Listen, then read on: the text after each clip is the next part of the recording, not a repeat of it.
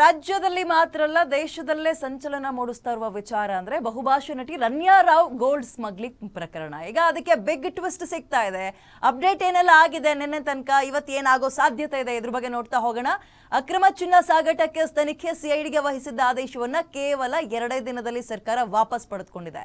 ರನ್ಯಾ ರಾವ್ ವಿದೇಶಗಳಿಗೆ ಹೋಗಿ ಬರುವಾಗ ಪೊಲೀಸರಿಂದಲೇ ಪ್ರೋಟೋಕಾಲ್ ಉಲ್ಲಂಘನೆಯಾದ ಹಿನ್ನೆಲೆ ಸಿಐಡಿ ತನಿಖೆಗೆ ರಾಜ್ಯ ಸರ್ಕಾರ ಮಾರ್ಚ್ 11ನೇ ತಾರೀಕಿನಂದು ಆದೇಶ ಹೊರಡಿಸಿತ್ತು. ಆದರೆ ಈಗ ಸರ್ಕಾರ ಏಕಾಏಕಿ ಸಿಐಡಿ ತನಿಖೆ ಆದೇಶವನ್ನು ವಾಪಸ್ ಪಡೆದುಕೊಂಡಿದೆ.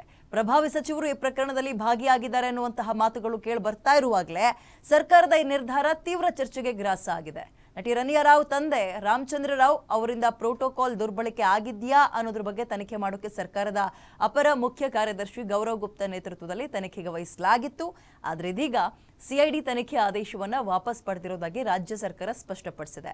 ಪ್ರೋಟೋಕಾಲ್ ನೆರವು ಪಡೆದು ಆರೋಪಿ ರನ್ಯಾ ಚಿನ್ನ ಸ್ಮಗ್ಲಿಂಗ್ನಲ್ಲಿ ಭಾಗಿಯಾಗಿದ್ದಾರೆ ಅಂತ ಡಿಆರ್ಐ ಅಧಿಕಾರಿಗಳು ನ್ಯಾಯಾಲಯದಲ್ಲಿ ಹೇಳಿದ್ರು. ಈ ಬೆಳವಣಿಗೆ ನಡುವೆ ಪ್ರೋಟೋಕಾಲ್ ಪೊಲೀಸ್ ವೈಫಲ್ಯದ ಸಿಐಡಿ ತನಿಖೆ ವಾಪಸ್ ಪಡೆದಿರೋದು ಹಲವು ಅನುಮಾನಕ್ಕೆ ಕಾರಣ ಆಗಿದೆ. ಓಕೆ, ರನ್ಯಾ ರಾವ್ ಪ್ರಕರಣಕ್ಕೆ ಸಂಬಂಧಪಟ್ಟಂತೆ ಇದೀಗ ಪೊಲೀಸರ ನಡೆ ಮೇಲೆ ಅನುಮಾನ ಮತ್ತು ಅವರ ತಂದೆಯ ನಡೆ ಮೇಲೆ ಕೂಡ ಅನುಮಾನಗಳು ಹೆಚ್ಚಾಗ್ತದೆ. ಸದ್ಯದ ಬೆಳವಣಿಗೆ ಏನಪ್ಪಾ ಅಂತ ಹೇಳಿದ್ರೆ ಸರ್ಕಾರ ಸಿಐಡಿ ಕೇಸ್ನ ವಾಪಸ್ ತಗೊಂಡಿದೆ. ಇದೀಗ ನಟಿ ರನ್ಯಾ ರಾವ್ ಸ್ಮಗ್ಲಿಂಗ್ ಪ್ರಕರಣಕ್ಕೆ ಟ್ವಿಸ್ಟ್ ಮೇಲೆ ಟ್ವಿಸ್ಟ್ ಸಿಗ್ತಾ ಇದೆ.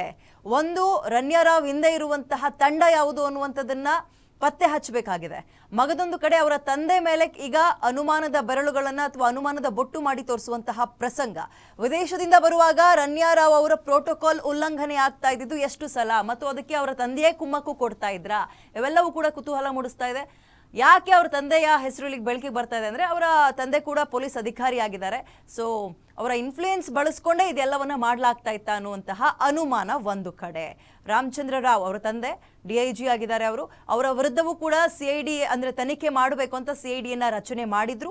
ಸೊ ಕೇಸ್ನಲ್ಲಿ ಹಿರಿಯ ಪೊಲೀಸ್ ಅಧಿಕಾರಿಗಳೇ ಭಾಗಿಯಾಗಿರುವಂತಹ ಆರೋಪ ಕೇಳಿ ಬರ್ತಾ ಇರೋದ್ರಿಂದ ಬೇಲಿನೇ ಎದ್ದು ಎಲ್ಲಿ ಹೊಲ ಮೇಯ್ದಿದೆಯೋ ಅನ್ನುವಂತಹ ಅನುಮಾನ ದಟ್ಟವಾಗಿ ಕಾಡ್ತಾ ಇರೋದ್ರಿಂದ ಇದೀಗ ಇಲ್ಲಿ ತನಕ ಈ ಪ್ರಕರಣ ಬೆಳವಣಿಗೆಯನ್ನ ಪಡೆದುಕೊಂಡಿದೆ. ಇವತ್ತು ಏನಾಗುತ್ತೆ, ಏನಾಗೋ ಸಾಧ್ಯತೆಗಳಿದೆ, ಮತ್ತೆ ಇನ್ಯಾರಿಗೆಲ್ಲ ಸಮನ್ಸ್ ಹೊರಡಿಸಬಹುದು, ಯಾರೆಲ್ಲ ಹೆಸರು ಬೆಳಕಿಗೆ ಬರ್ಬೋದು, ಇವೆಲ್ಲವೂ ಕೂಡ ಕುತೂಹಲಕ್ಕೆ ಕಾರಣ ಆಗ್ತಾ ಇದೆ. ಸೊ ರನ್ಯಾ ಕೇಸ್ಗೆ ತಿರುವುಗಳು ಬಹಳ ಇಂಟ್ರೆಸ್ಟಿಂಗ್ ಆಗಿ ತಗೊಳ್ತಾ ಇರುವಂಥದ್ದನ್ನ ಗಮನಿಸಬಹುದು. ನಿನ್ನೆ ಸಮನ್ಸ್ ಕೊಟ್ಟು ಅವರ ಪತಿಗೂ ಕೂಡ ವಿಚಾರಣೆಗೆ ಅಂದರೆ ಒಂದಷ್ಟು ಪ್ರಶ್ನೆಗಳನ್ನು ಕೇಳಿದ್ರು, ಅವರು ಕೂಡ ಉತ್ತರ ಕೊಟ್ಟಿದ್ದಾರೆ. ಮದುವೆ ಆದ ಒಂದು ತಿಂಗಳಲ್ಲೇ ನಮ್ಮಿಬ್ಬರ ನಡುವೆ ಎಲ್ಲವೂ ಕೂಡ ಅಂಡರ್ಸ್ಟ್ಯಾಂಡಿಂಗ್ ಇರಲಿಲ್ಲ, ಸರಿ ಇರಲಿಲ್ಲ ಅನ್ನುವಂತಹ ಮಾತನ್ನು ಹೇಳಿದರು. ಸೊ ಅಲ್ಲಿಗೆ ಅವರ ಪತಿಗೆ ಸಂಬಂಧಪಟ್ಟಂತೆ ಈ ಕೇಸ್ನಲ್ಲಿ ಅಷ್ಟೊಂದು ಲಿಂಕ್ ಇಲ್ವಾ, ಇವರ ತಂದೆಯೇ ಇದೆಲ್ಲಕ್ಕೂ ಕೂಡ ಕುಮ್ಮಕ್ಕನ್ನು ಕೊಡ್ತಾ ಇದ್ರಾ, ಅಧಿಕಾರವನ್ನು ದುರ್ಬಳಕೆ ಮಾಡ್ಕೊಂಡಿದ್ದಾರಾ, ಇವೆಲ್ಲವೂ ಕೂಡ ಉತ್ತರ ಇನ್ನು ಮುಂದಕ್ಕಷ್ಟೇ ಬರಬೇಕಾಗಿದೆ.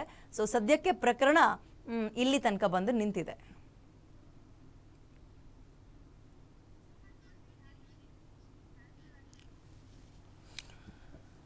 ಓಕೆ, ಇದೀಗ ನಿನ್ನೆ ಬೇಲ್ ಸಿಗುತ್ತಾ ಅಥವಾ ಇಲ್ವಾ ಅನ್ನುವಂತಹ ಚರ್ಚೆಗಳಾಗ್ತಾ ಇತ್ತು.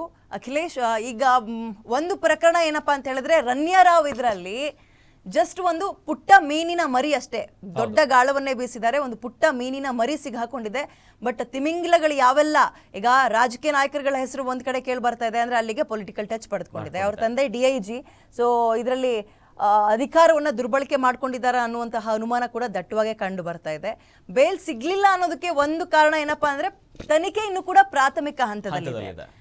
ಒಂದ್ ವೇಳೆ ಬೇಲ್ ಸಿಕ್ಕಿದ್ರೆ ಸಾಕ್ಷಿ ನಾಶ ಅಂತ ಬರಲ್ಲ ಇದರಲ್ಲಿ, ಬಟ್ ಅವರಿಗೆ ಇನ್ನೊಂದು ಏನು ಮತ್ತೆಲ್ಲಾದ್ರೂ ವಿದೇಶಕ್ಕೆ ಪರಾರಿ ಆಗಿಬಿಟ್ರೆ ಸಿಕ್ಕಿರುವಂತಹ ಕೆಲವೊಂದು ಸೂಕ್ಷ್ಮಗಳು ಕೂಡ ಎಲ್ಲರೂ ತಿರ್ಚಿದ್ರೆ ಅನ್ನುವಂತಹ ಕಾರಣದಿಂದ ಬಹುಶಃ ಬೇಲ್ ರಿಜೆಕ್ಟ್ ಆಗಿರ್ಬೋದು. ಇನ್ನು ತನಿಖೆ ನಡೀತಾ ಇದೆ. ಈಗ ಅದಕ್ಕೆ ಇಡಿ ಕೂಡ ಬಂದು ಜಾಯ್ನ್ ಆಗ್ಬೋದು ಅನ್ನುವಂತಹ ಕುತೂಹಲ ಮೂಡಿಸ್ತಾ ಇದೆ. ಬರ್ಬೋದು, ಯಾಕಂದ್ರೆ ಮೊನ್ನೆ ಅವ್ರ ಮನೆಯನ್ನ ತನಿಖೆ ಒಂದು ಮನೆಗೆ ವಿಸಿಟ್ ಮಾಡಿದಂತಹ ಸಂದರ್ಭದಲ್ಲಿ ದೊಡ್ಡ ಮೊತ್ತದಲ್ಲೇ ಹಣ ಸಿಕ್ಕಿದೆ ಅಂತ ಕೂಡ ಹೇಳಲಾಗ್ತಿತ್ತು. ಹತ್ತಿರ 20 ಲಕ್ಷ ಅಂತ ಕಾಣುತ್ತೆ, 20 ಲಕ್ಷ. ಸರಿ, ಈಗ ಸರ್ಕಾರ ಕೂಡ ಯೂಟರ್ನ್ ಹೊಡೆದಿರೋದು ಹಲವು ಪ್ರಶ್ನೆಗಳನ್ನ ಹುಟ್ಟು ಹಾಕ್ತಿದೆ, ಅನುಮಾನಕ್ಕೂ ಕೂಡ ಕಾರಣ ಆಗ್ತಾ ಇದೆ. ಓಕೆ, ಇದ್ರ ಬಗ್ಗೆ ಹೆಚ್ಚಿನ ಡೀಟೇಲ್ಸ್ ನಮ್ಮ ಕೊಲೀಗ್ ಅಜಯ್ ನೀಡ್ತಾರೆ. ಅಜಯ್, ಪ್ರಕರಣ ದಿನ ಕಳೆದಂತೆ ತಿರುವನ್ನ ಪಡೆದುಕೊಳ್ತಾ ಇದೆ. ಬಟ್ ಯಾರೆಲ್ಲ ಇದ್ದಾರೆ ಇದರಲ್ಲಿ ಇನ್ನೂ ದೊಡ್ಡ ದೊಡ್ಡ ಕುಳಗಳು ಅನ್ನುವಂತಹ ಕುತೂಹಲ ಕೂಡ ಹೆಚ್ಚಾಗ್ತದೆ. ಸೊ ಇವತ್ತೇನಾಗಬಹುದು, ಸಾಧ್ಯತೆಗಳು ಹೇಗಿದೆ, ಜೊತೆಗೆ ಸರ್ಕಾರದ ಈ ನಡೆ ಬಗ್ಗೆ ಅನುಮಾನಗಳು ಕೂಡ ಹೆಚ್ಚಾಗ್ತದೆ. ಏನ್ ಹೇಳ್ತೀರಿ ಅಜಯ್?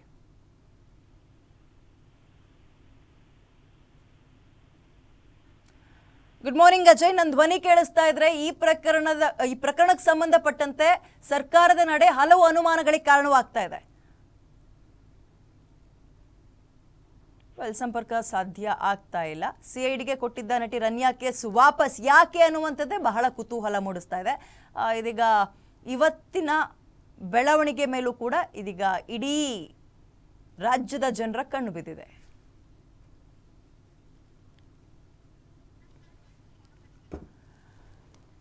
ಸಿಐಡಿಗೆ ಕೊಟ್ಟಿದ್ದ ನಟಿ ರನ್ಯಾ ಕೇಸ್ ವಾಪಸ್. ಪ್ರೋಟೋಕಾಲ್ ಉಲ್ಲಂಘನೆ ಸಂಬಂಧ ತನಿಖೆಗೆ ಸೂಚನೆಯನ್ನ ಕೊಡಲಾಗಿತ್ತು. ಅಂದ್ರೆ ಈ ಶಿಷ್ಟಾಚಾರವನ್ನ ಉಲ್ಲಂಘನೆ ಮಾಡಿದ್ದು ಯಾರು, ಅವರ ತಂದೆಯಿಂದಲೇ ಕುಮ್ಮಕ್ಕು ಸಿಕ್ಕಿತ್ತಾ, ಮತ್ತು ಎಷ್ಟು ದಿನಗಳಿಂದ ಇವರ ಈ ರೀತಿಯ ಚಿನ್ನ ಕಳ್ಳ ಸಾಗಣೆ ನಡೀತಾ ಇತ್ತು, ಇವೆಲ್ಲವೂ ಕೂಡ ತನಿಖೆಯಿಂದ ಹೊರಬರಬೇಕಾಗಿದೆ.